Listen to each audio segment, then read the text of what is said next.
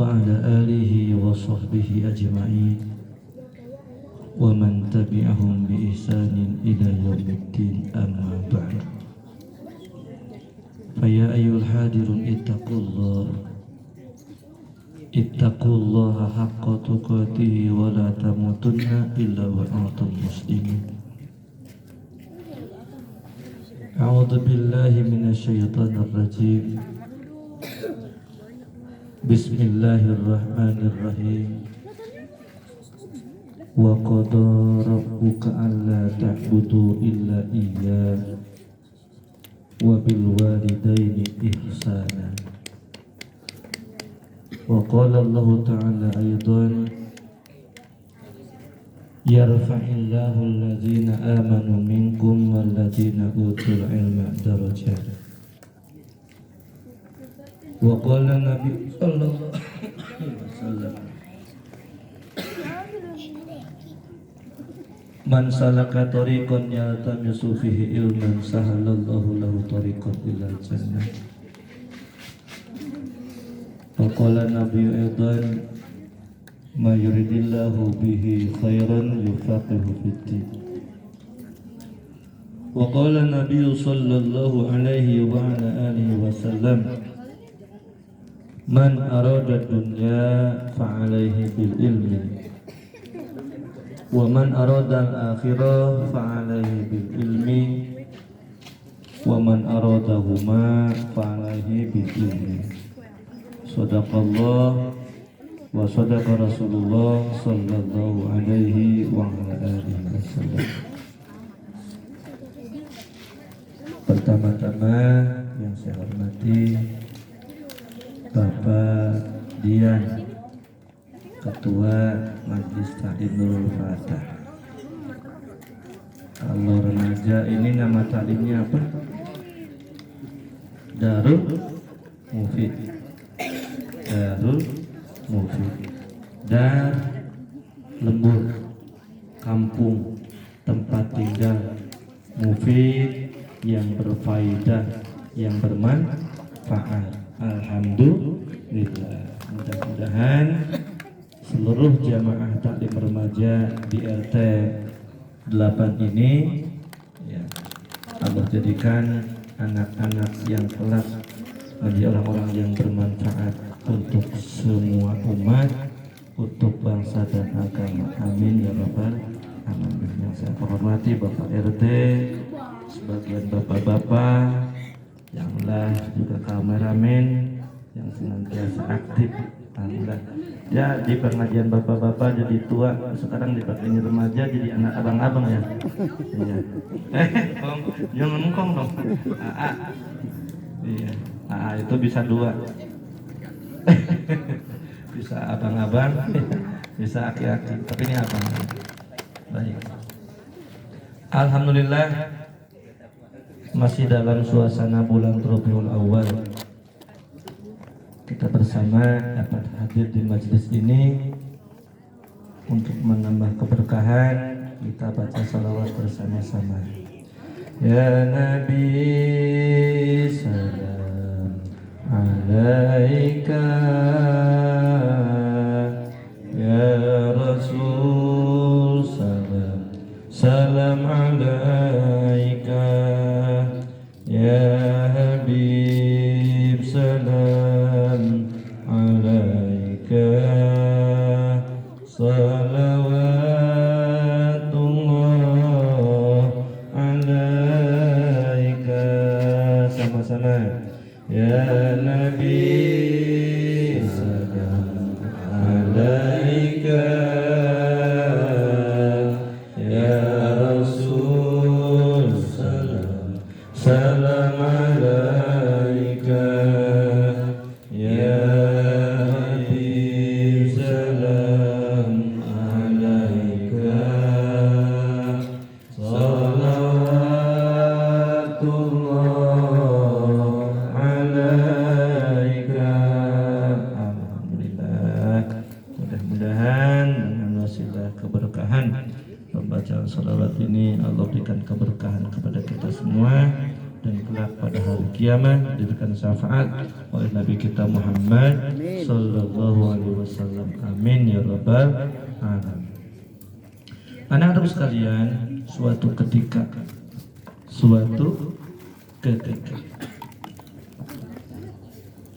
Nabi Musa alaihissalam bermunajat kepada Allah Subhanahu wa taala. Apa isi munajatnya? Ya Allah, tolong tampakkan, beritahu saya untuk teman saya nanti di dalam surga. Ya. Nabi Musa alaihissalam bermunajat kepada Allah, ingin ditunjukkan buat teman nanti di mana? Di dalam surga. Lalu dijawab oleh Allah Subhanahu wa taala, wahai Musa, temanmu nanti di dalam surga adalah tukang daging di pasar. Tukang daging. Teman siapa? Nabi Musa. Setelah bermunajat, Nabi Musa berangkat ke pasar. Cari terus keliling pasar Rawakalong dia. Ya. Cari PRT. Ketemulah tukang daging. Dilihat dari kejauhan. Kejauhan. Dia perhatikan oleh tukang daging itu, daging-daging yang bagus dipisahin. Sebagian dijual, sebagiannya disimpan. Setelah itu dia pulang.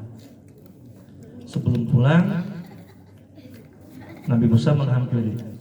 Wahai fulan, izinkan saya ikut bersamamu bermalam di rumahmu. Kata orang tersebut, silakan, tidak apa-apa, ayo. Kalau mau berkunjung ke rumah saya, baik kalau begitu, jalan. Tukang daging sama siapa? Sama Nabi Musa alaihissalam. Sampainya di rumah, itu daging dia pasang. Dipasang, sebagian dia sedekahkan kepada tetangganya.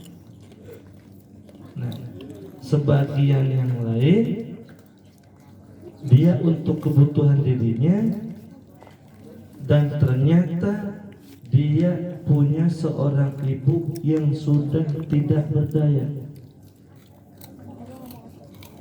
Tidur di situ, makan di situ, semua aktivitasnya di situ. Siapa yang ngurusinnya? Anaknya tersebut yang jadi tukang daging.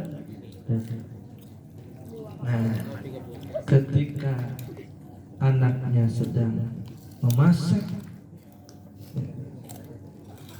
Nabi Musa mendengar doa ibunya di dalam kamar. Allahumma ja'al waladi jalisa Musa fil jannah.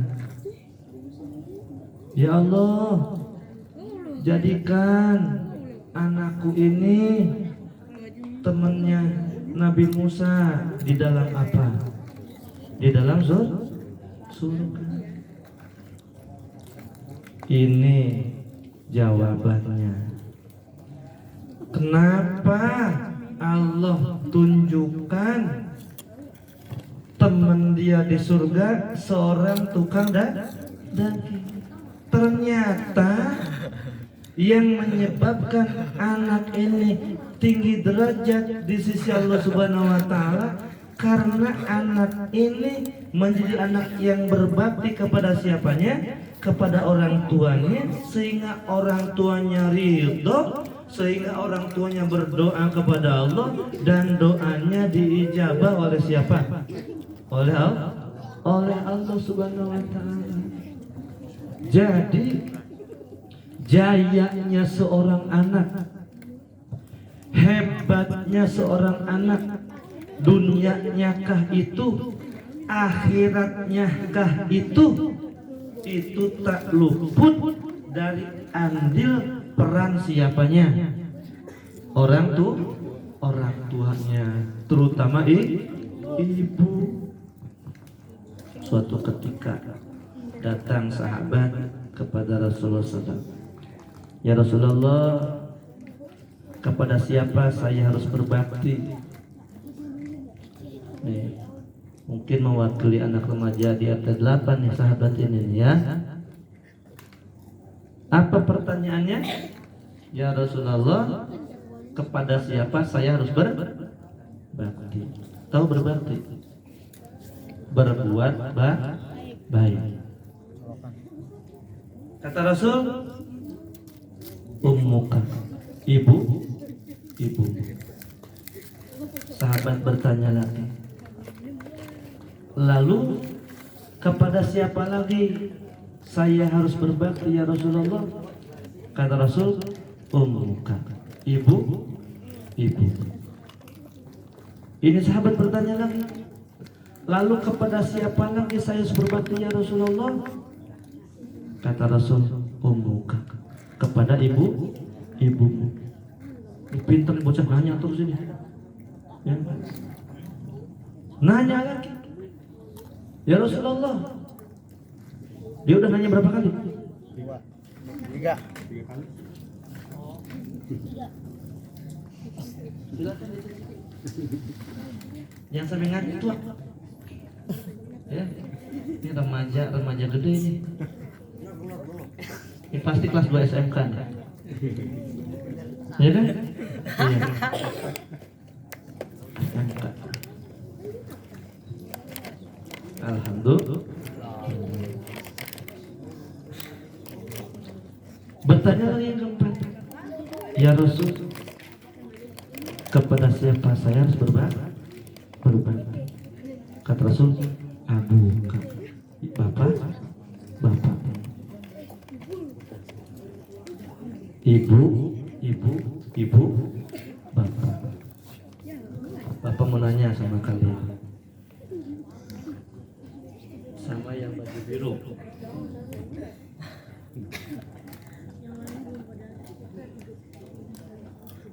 Patuh,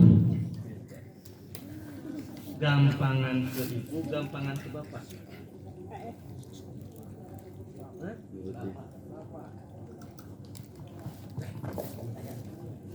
Bapak ganti pertanyaan. Yang kamu berani ngelawan ke ibu apa ke bapak?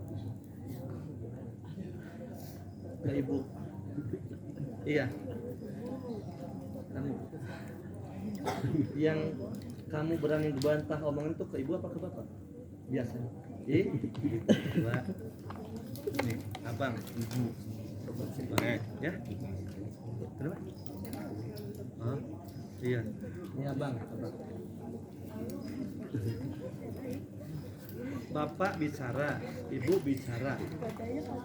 Yang kira-kira perkataan salah satu dari orang tua ini yang kamu berani dibantu omongan tadi. Nah, itu Pak. Bapak juga dulu begitu. Kok begitu? Hah? Aneh. Aduh, ini ada yang masuk.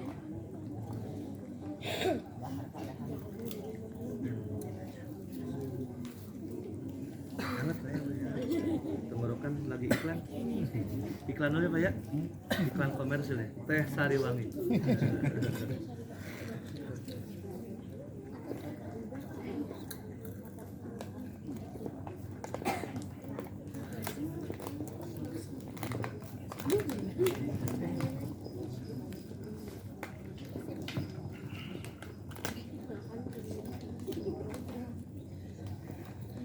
ayah dan ibu dua-duanya jangan dibantah. Ya, halo, yang paling ujung konsentrasi nih.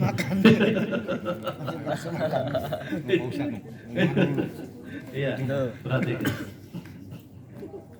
kita ngobrol aja ya. Bapak nggak bawa kitab, rencana ke anak-anak mau ngobrol. Ya, Bapak kalau sama anak di rumah juga barusan ngobrol sama anak-anak. Ya. Ayah dan ibu dua-duanya nggak boleh dibantah. Tapi umpama terpaksa membantah, itu yang mau dibantah itu sebaiknya bapak. Kenapa? Karena dosanya itu kalau ngebantah bapak dosanya 1. Kalau ngebantah ibu dosanya 3 kali lipat. Ayo, siapa tuh? Ya. Ayo, ayo ngelawan sama ibu, ayo. Siapa yang ngelawan sama ibu tuh? Nama siapa? Idoy ngelawan ibu, ayo. Tapi ya, disinilah yang dikatakan al-ujroh biqadril masakoh. Upah itu, pahala itu tergantung perjuangan. Patuh ke ibu itu lebih berat dibandingkan dengan patuh kepada ayah. Itu lebih berat patuh ke ibu dibandingkan patuh ke bapak. Kalau patuh ke bapak mah gampang. Karena apa? Ada rasa takut kadang ke bapak. Anak bapak aja ke bapak nggak berani bantah. Anak bapak punya anak 5, istri 1.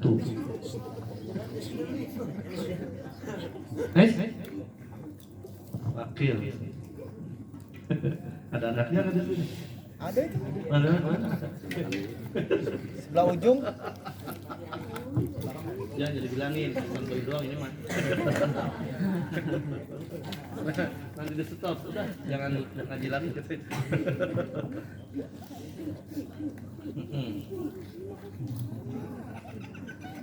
Jadi patuh ke ibu, ini nanti dalam keseharian setelah peristiwa taklim malam ini, ketika dalam keseharian kalian di rumah bercampur bergaul dengan orang tua, ada ayah ada ibu, ketika kalian mendapatkan instruksi, arahan, nasihat dari ayah atau ibu, ketika kamu mau membantah, pikir 200 juta kali. Berapa katanya? Banyak katanya? Iya. Jangan membantah.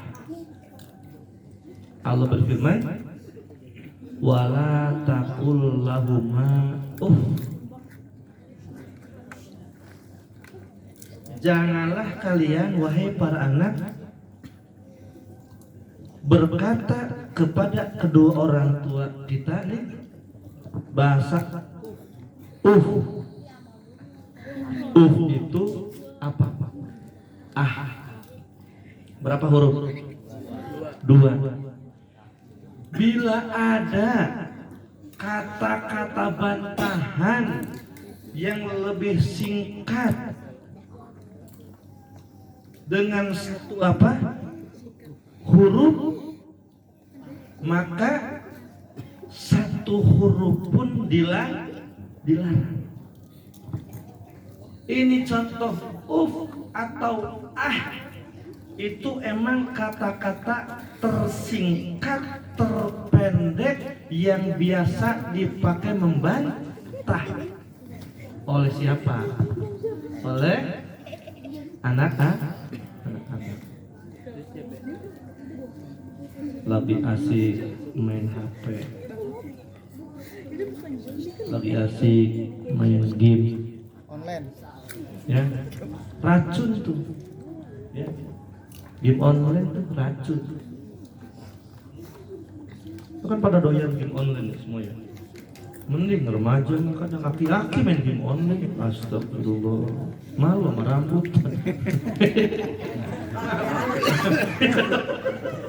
Maaf, nggak nyindir enggak, Bapak bicara apa adanya.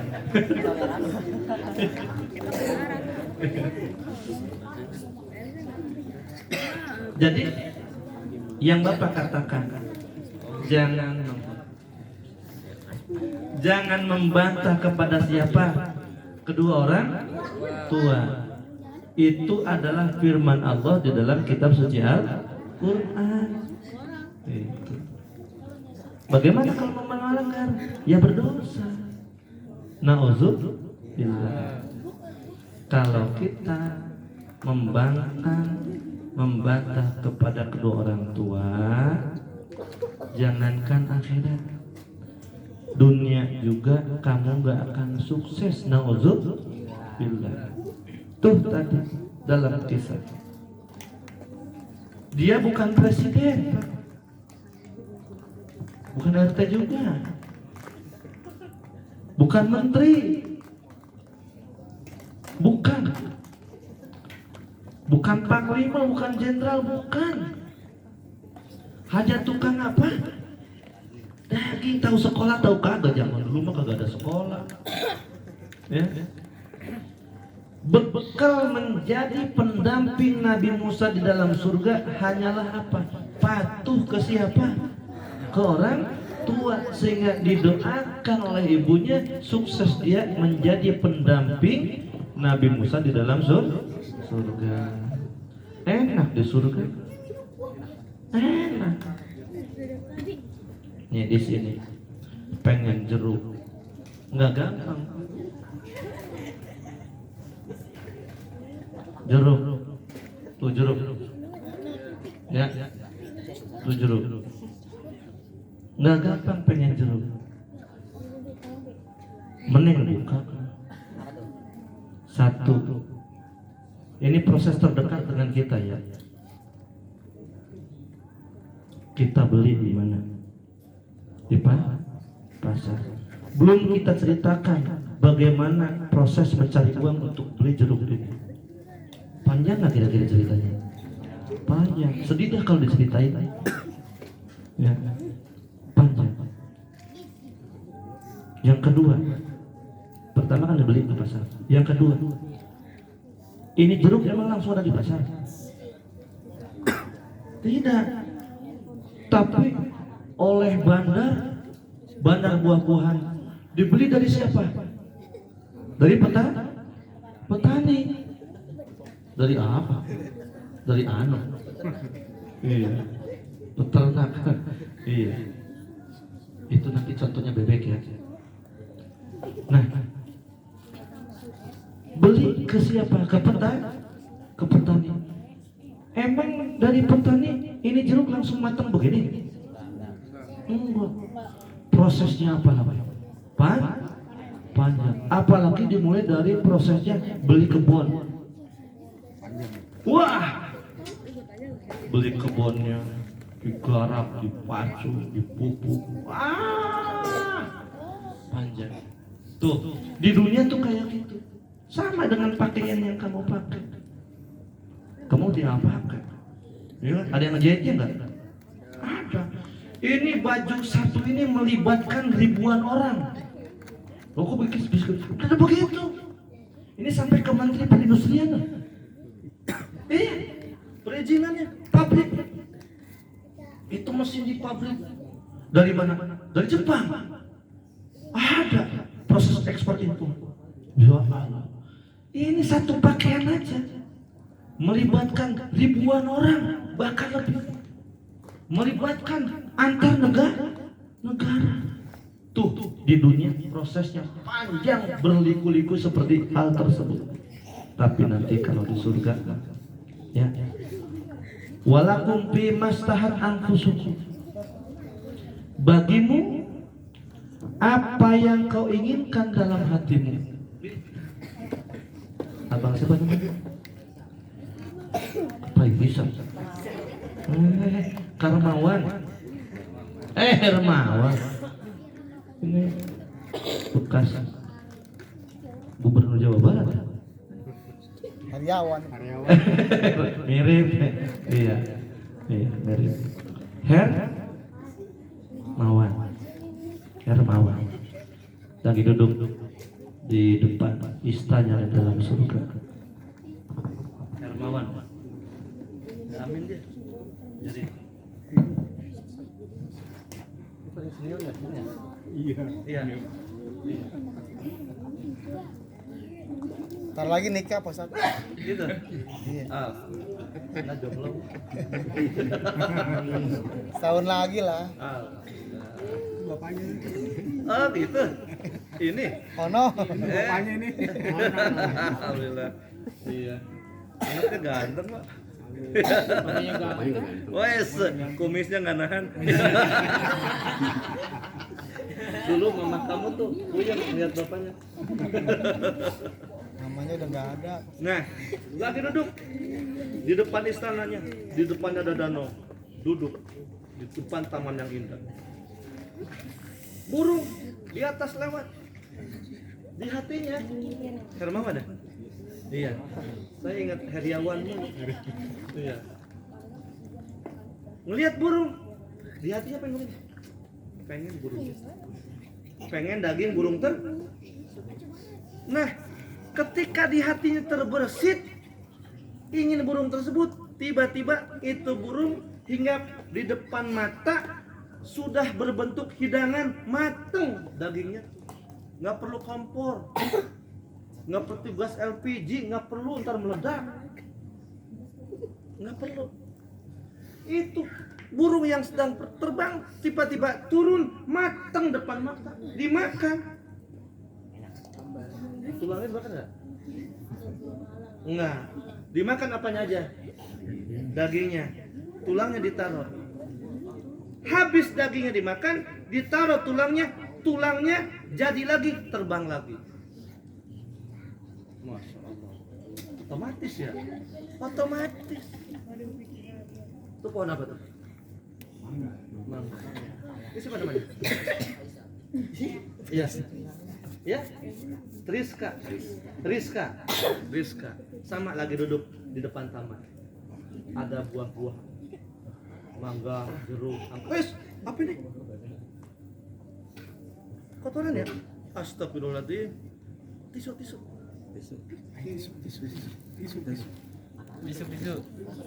Ya? Nggak kelihatan ya?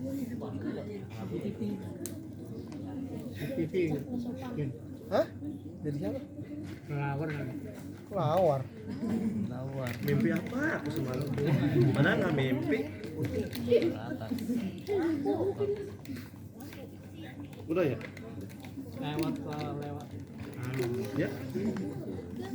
Udah.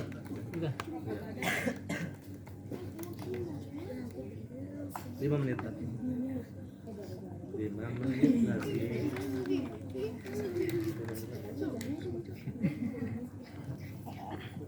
Rizka duduk nah di bangku ini duduk tadinya lihat mangga dia deh pengen buah mangga. Kamu tuh nggak perlu bangun naik atau nyari gala, nggak perlu, duduk di situ tiba-tiba itu mangganya nyamperin, tinggal petik, tinggal apa? Tuh, jadi nggak usah naik pohon mangga. Kalau pengen mah, begitu juga buah-buah yang lain di surga, pohonnya yang rindang-rindang. Nah, yang aneh sungai. Ada di kitab dua film Pak, kisah-kisah tentang sifatan-sifatan surga. Itu airnya ada air dari air tawar.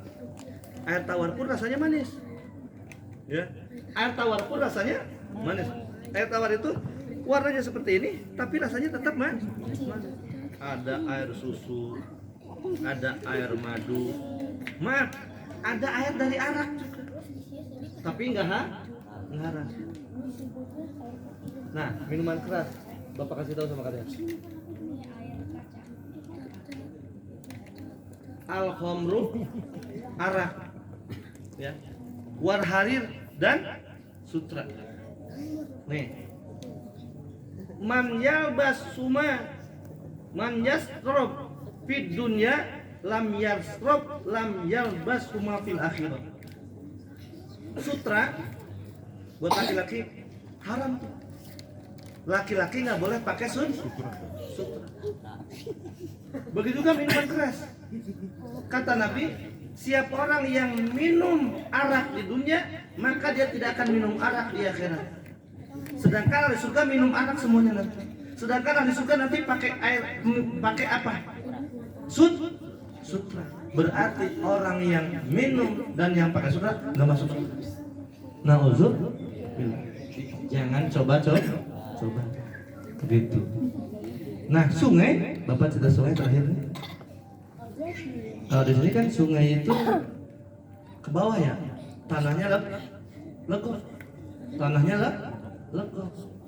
Nah, kalau di surga, sungai itu di dataran rata, airnya ngalir di atas, nggak tumpah. Ngerti nggak? Iya. Jadi umpama air nih, air. Ini tanah rata. Jadi sungai itu begitu aja di atas. Gitu kayak jalan mobil di jalan kan gelining gitu ya, itu begitu. Jadi bukan di atas, bukan di bawah. Tuh bedanya. Pepohonan surga, pohonnya, daunnya bukan dari daun, tapi dari emas permata. Jadi bukan daun seperti ini, dari semacam barang-barang logam mulia. Tapi buahnya mah bisa dimakan. Tuh, Masya Allah.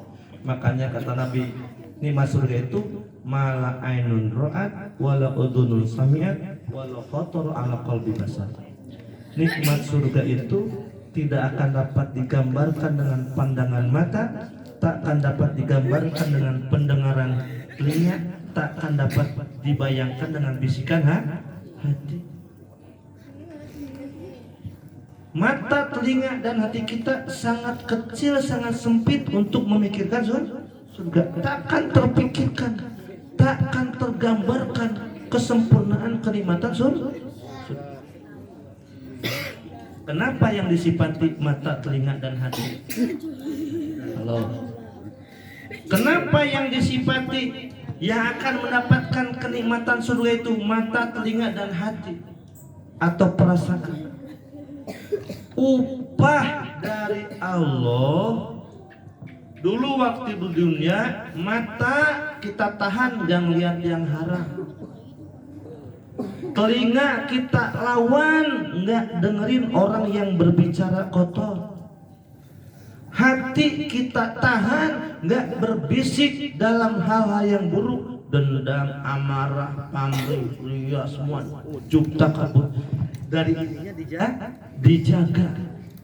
Sifat-sifat yang buruk di dalam hatinya dijaga sehingga di akhirat dikasih balasan yang sempurna. Yauma la yanfa'u malun wala banun illa man atallaha biqalbin salim. Pada hari tidak akan bermanfaat harta dan keluarga kecuali orang yang kembali kepada Allah dengan membawa hati yang bersih. Oleh itu Bapak pesan kepada kalian semua, juga ke Bapak sendiri, ya. Semoga kita semua, kalian semua, Allah takdirkan menjadi anak-anak yang soleh dan solehah. Semangat dalam belajar, mendapatkan ilmu yang bermanfaat, tercapai cita-cita, tetap menjadi anak yang berbakti, berguna untuk nusa bangsa dan agama. Kalau bukan kita, siapa lagi? Kita harus menjadi kebanggaan siapa? Orang tua lagi.